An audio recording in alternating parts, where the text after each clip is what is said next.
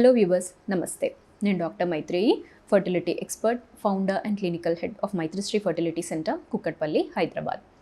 ఈరోజు మనము ఎండోమెట్రియం గురించి మాట్లాడుకుందాము. అసలు బేసికల్గా ఎండోమెట్రియం అంటే ఏంటి అండ్ దీనిలో ఎటువంటి సమస్యలు అనేవి ఫేస్ అవ్వచ్చు, ఈ విషయాల గురించి మనం ఈరోజు తెలుసుకుందాము. నార్మల్గా ఆడవాళ్ళకి గర్భాశయం లోపల ఉండే ఇన్నర్ లేయర్ని ఎండోమెట్రియం అంటున్నాము. ఇది ఏమవుతుంది, ఎప్పుడైతే ఆడవాళ్ళకి పీరియడ్ అనేది వస్తుందో ఎండోమెట్రియం అనేది ఆ బ్లీడింగ్లో షెడ్ అవుతుంది, అంటే బయటకి వెళ్ళిపోతుంది అనమాట. నెక్స్ట్ పీరియడ్ అయిపోయిన తర్వాత మెల్లిగా అది గ్రోత్ అనేది అయ్యి అరౌండ్ ఓవ్యులేషన్ టైం, అంటే ఎగ్ రిలీజ్ అయ్యే టైంకి ప్రాపర్గా దాని ప్యాటర్న్ అనేది ఫామ్ అయ్యి మంచి థిక్నెస్ అనేది రావాలి. మంచి థిక్నెస్ అంటే ఏంటి? 7 నుంచి 10 మధ్యలో ఉంది ఎండోమెట్రియం, ట్రిపుల్ లైన్ ప్యాటర్న్లో ఉంది అంటే ఎండోమెట్రియం అనేది బాగుంది అన్నట్టుగా అర్థం చేసుకుంటాము. సో ఇలా ఎండోమెట్రియం అనేది కొందరిలో చాలా సన్నగా ఉంటుందన్నమాట, ప్రాపర్గా పెరగదు. కొందరిలో ఏమో ఎక్కువగా థిక్గా ఉండొచ్చు, కొందరిలో పాలిప్స్ అనేవి ఉండొచ్చు. సో వీటికి రీజన్స్ అనేది ఒక్కొక్క దానికి ఏంటనేది తెలుసుకుందాం. ఎవరికైతే ఎండోమెట్రియం అనేది బాగా థిక్గా ఉంటుందో మేజర్గా ఇలాంటి వాళ్ళని మనం ఎప్పుడు చూస్తామంటే వాళ్ళకి పీరియడ్స్ అనేవి ఒక 2-3 మంత్స్ అనేది రాకుండా ఉండి ఎండోమెట్రియం పైలప్ అనేది అయిపోతుంది. అలాంటి వాళ్ళకి కొంచెం సిస్టిక్ స్పేసెస్, ఎండోమెట్రియం బాగా థిక్ అయిపోయింది, లేకపోతే పాలిప్స్ అనేవి ఫామ్ అయ్యాయి అన్నట్టుగా చూస్తుంటాము. అంటే ఇన్ని మంత్స్గా వాళ్ళకి రానప్పుడు ఎండోమెట్రియల్ హైపర్ప్లేషియా అయిపోతుంది, బాగా పెరిగిపోతుంది అనమాట.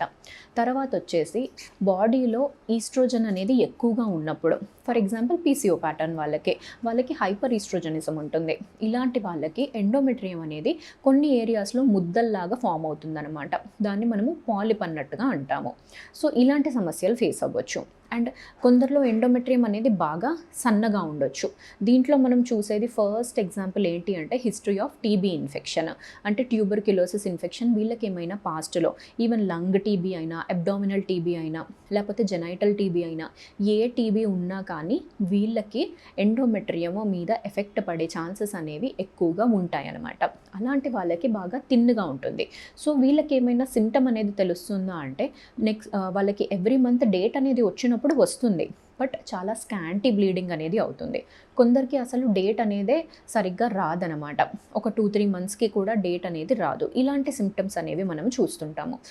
తెలుసుకోవాల్సింది ఎలా అంటే ఎండోమెట్రియం చూడడానికి బేసిక్ స్కాన్ అనేది చేసినప్పుడు లేయర్ థిక్నెస్ అనేది ఎంత ఉంది అనేది చూస్తాం. చాలా సన్నగా ఉంది అంటే అది మనం ఎటువంటి మెడికేషన్ అనేది పెట్టినా పెరగట్లేదంటే ఏదో ఒక సమస్య ఉంది అన్నట్టుగా అర్థం చేసుకుంటాం. దాంట్లో వన్ ఆఫ్ ద రీజన్ ఈ టీబీ ఇన్ఫెక్షన్. ఇంకా వేరే రీజన్స్ ఏముండొచ్చు ఎండోమెట్రియం సన్నగా కనబడడానికి అనేది మనం చూసుకున్నప్పుడు, ఏమైనా వీళ్ళకి పాస్ట్లో డిఎన్సీలు ఏమైనా అయ్యాయా, అంటే గర్భసంచి ఏమైనా క్లీనింగ్ అనేది చేయించుకున్నారా అనే హిస్టరీ ఉందా అనేది మనం కనుక్కోవాలి. ఎందుకంటే ఏమవుతుంది అంటే రిపీటెడ్ డిఎన్సీలు అయినా కానీ, అంటే ఊరికే గర్భసంచి అనేది క్లీన్ చేయించుకున్నా, అబార్షన్ అయిన తర్వాత క్లీన్ చేస్తుంటారు, లేకపోతే లేయర్ అనేది థిక్నెస్ ఎక్కువ ఉన్నప్పుడు, బాగా బ్లీడింగ్ అవుతున్నప్పుడు, అలాంటప్పుడు కూడా గర్భసంచి క్లీన్ చేస్తుంటారు. సో ఇలా ఎక్కువ హిస్టరీ అనేది ఉంది అన్నప్పుడు మనం డౌట్ పడాలి. సో చేసేటప్పుడు ఆ ప్రొసీజర్ అనేది మనము ఓవర్ ఎంతూజియాస్టిక్గా ఎక్కువ ఎండోమెట్రియం అనేది స్క్రేప్ చేయకూడదు. ఎప్పుడైతే ఎండోమెట్రియం అనేది బాగా స్క్రేప్ చేస్తారో ఎండోమెట్రియంలో ఒక బేసల్ లేయర్ అనేది ఉంటుందన్నమాట. ఆ బేసల్ లేయర్ అనేది డ్యామేజ్ అయ్యింది అంటే మనము ఎటువంటి ట్రీట్మెంట్ అనేది వీళ్ళకి ఇచ్చినా కానీ అది డెవలప్ అనేది అవ్వదు. సో ఆ బేసల్ లేయర్ డ్యామేజ్ అవ్వకుండా ఉండాలన్నమాట. ఎటువంటి ప్రొసీజర్ అనేది చేసినా కానీ ఎండోమెట్రియం ఎక్కువ చంక్స్లో వాళ్ళకి తీయకూడదు. డిఎన్సీ అనేది చేసినప్పుడు చాలా జాగ్రత్తగా డిఎన్సీలు అనేవి చేయాలి. అది తక్కువ చేసినా కానీ అట్లీస్ట్ మనం ఇంకో సెట్టింగ్లో మళ్ళీ కొంచెం చేసుకోవచ్చు, అక్కడ మనకు ప్రాబ్లం అనేది ఉండదు. బట్ ఆల్రెడీ ఎక్కువ చేసేసామంటే దాన్ని మనము ఇర్రిపేరబుల్ డ్యామేజ్ అనేది చేస్తున్నట్టుగా అర్థం అనమాట. సో ఇలాంటివి మనము అవాయిడ్ చేయాలి. అలాంటి హిస్టరీలు ఏమన్నా ఉన్నాయంటే మళ్ళీ వీళ్ళకి ఎండోమెట్రియం ఎన్ని మెడికేషన్స్ పెట్టినా కానీ అసలు పెరగట్లేదంటే వాళ్ళకు ఉన్న ఒక్క ఆప్షన్ అనేది అప్పుడు సరోగసీ ఆప్షన్కి అనేది వెళ్ళాల్సి వస్తుంది. సో ఎండోమెట్రియల్ మీద మనము ఎప్పుడైనా కానీ మనం చేయి పెడుతున్నాము అంటే చాలా జాగ్రత్తగా పెట్టాలి. అది ఎటువంటి ప్రొసీజర్ అయినా కానీ. డిఎన్సీ అనేది దాంట్లో one of the the most important thing. తర్వాత మనము ఎండోమెట్రియం ఇవన్నీ ఏమీ రీజన్స్ లేవు, బట్ వాళ్ళకి తిన్నుగా ఉంది అంటే పీసీఓ ప్యాటర్న్ ఏమన్నా ఉందా అనేది చూసుకోవాలి. అలాంటి కేసెస్లో కూడా మనకి చాలా కేసెస్లో లెస్ ఎండోమెట్రియం, థిన్ ఎండోమెట్రియం అన్నట్టుగా చూస్తుంటాం. వీళ్ళకి ప్రాబ్లం ఏమవుతుంది అంటే మనము ఎంత ఈస్ట్రోజన్ పెట్టినా కానీ కొన్నిసార్లు పెరగదు. సో అలాంటప్పుడు ఏం చేస్తాము, న్యాచురల్గా పెరగడానికి ఎగ్ గ్రోత్కి అన్నట్టుగా మెడిసిన్ అనాలి పెట్టాలి అన్నప్పుడు పీసీఓ ప్యాటర్న్ ఉన్న వాళ్ళకి చాలా డిఫికల్టీ అనేది అవుతుందన్నమాట.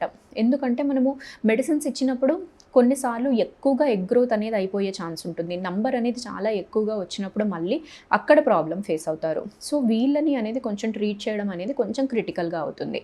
అందుకు వాళ్ళకి రిపీటెడ్గా మనము ఎండోమెట్రియల్ ప్రిపరేషన్స్ అనేది పెట్టినప్పుడు ఈస్ట్రోజన్ మెడిసిన్, తర్వాత రకరకాల ఎండోమెట్రియల్ ప్రిపరేషన్స్తో ఏవైతే యాడ్ ఆన్స్ ఉంటాయో అవన్నీ చేయాల్సిన అవసరం అనేది ఉంటుంది. సో ఎప్పుడైతే లేయర్ అనేది థిన్గా ఉందో వాళ్ళకి కంటిన్యూస్గా HRT, hormone replacement therapy cycles అనేవి పెట్టి వాళ్ళకి ఎప్పుడైతే ఎండోమెట్రియం బాగా డెవలప్ అవుతుందో అప్పుడు వాళ్ళకి ఐవీఎఫ్లో అయినా కానీ ట్రాన్స్ఫర్కి అనేది ప్లాన్ చేస్తామన్నమాట.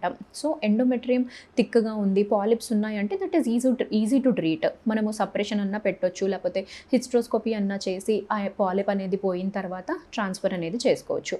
బట్ థిన్గా ఉన్న వాళ్ళకి మాత్రమే కొంచెము ఎండోమెట్రియం రావడానికి టైం అనేది పడుతుంది. అండ్ ఒకవేళ వాళ్ళకి మనం ఎంత ట్రై చేసినా కానీ చాలా థిన్గా ఉంటుంది, ఓన్లీ ఒక 4 mm 5 mm వస్తుంది, దానికన్నా అసలు ఏమీ పెరగట్లేదు అంటే బేసల్ లేయర్ అనేది డ్యామేజ్ అయిన కేసెస్ అనేవి కూడా ఉన్నాయన్నమాట. సో వర్స్ట్ కేసులో ఏమీ పెరగట్లేదు అంటే మాత్రం లాస్ట్ రిసార్ట్ లాగా సరోగసీకి ఆప్ట్ చేసుకోవాల్సిన అవసరము అనేది ఉంటుందండి. దీంట్లో ఏమైనా ఉన్నాయి అంటే ఏ కేసులో మనకి ఉంది అనేది ఫస్ట్ డయాగ్నోసిస్ చేసుకొని దానికి తగ్గట్టు ట్రీట్మెంట్స్ అనేవి తీసుకోవాల్సిన అవసరము అనేది ఉంటుంది. Thank you.